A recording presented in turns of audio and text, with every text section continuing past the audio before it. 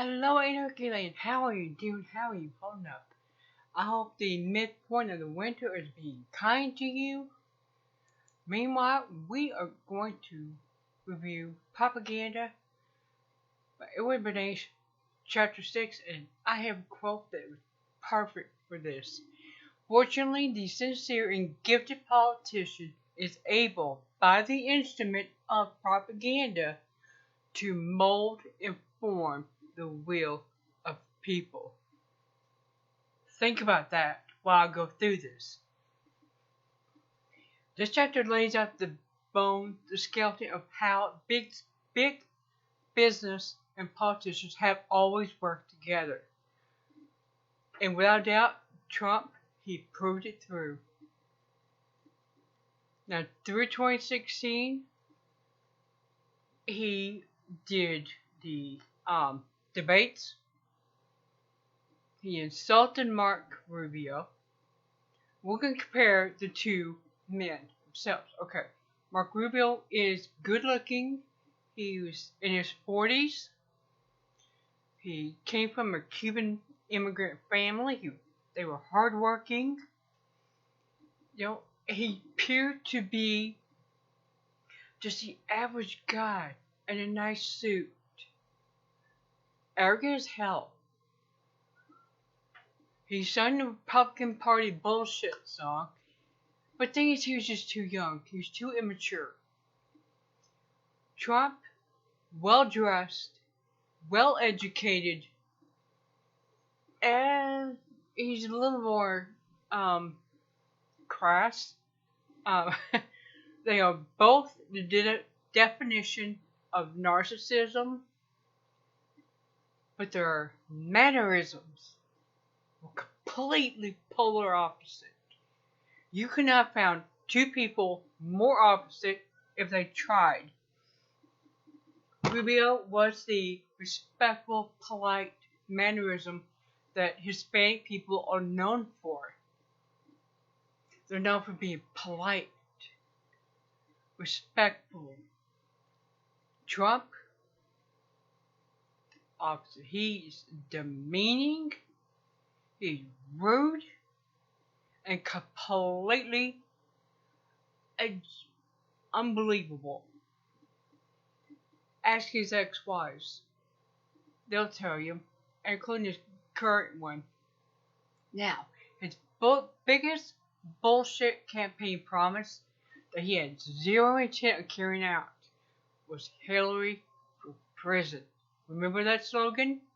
That, and he's an outsider, a DC outsider. Never mind the fact he donated large amounts of money to the Clintons various times.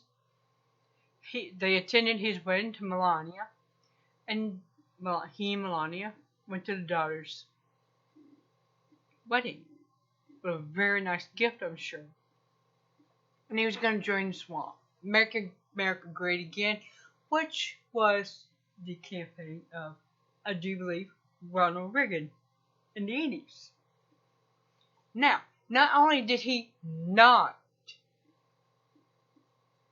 join the swamp, he did not make America great again. He did not put her in prison. As a matter of fact, he stood at his inaugural dinner and thanked her and her husband for their years of service. Yep. This is just one example of how big business and politics are constantly involved with each other. Now, let's look at another one. Future work.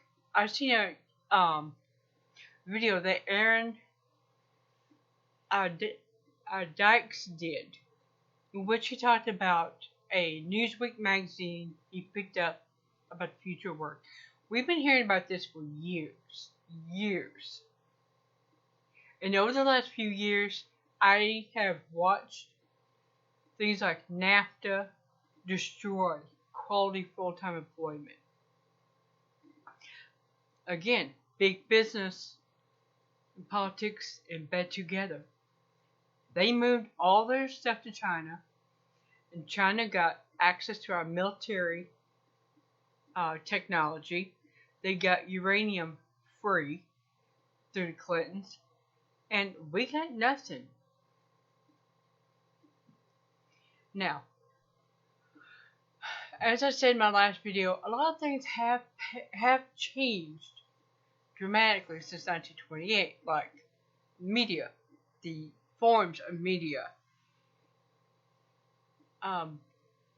We have social media, we have internet everywhere. I mean, it's kind of like super syphilis or something. Where you see it here, all of a sudden it's everywhere.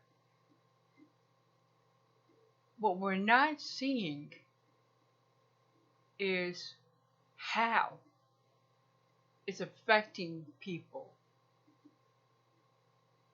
We're not seeing the overall effect on human beings because of this technology. We know we do not have news media anymore. We have a bunch of well-dressed puppets that are propagandists at a nice desk. And the only job is to brainwash people in populist control. And currently, Ukrainian citizens are being dragged right along.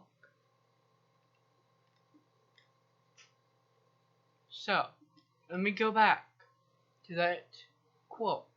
Fortunately, the sincere and gifted politician is able, by the instrument of propaganda, to mold and form the will of the people.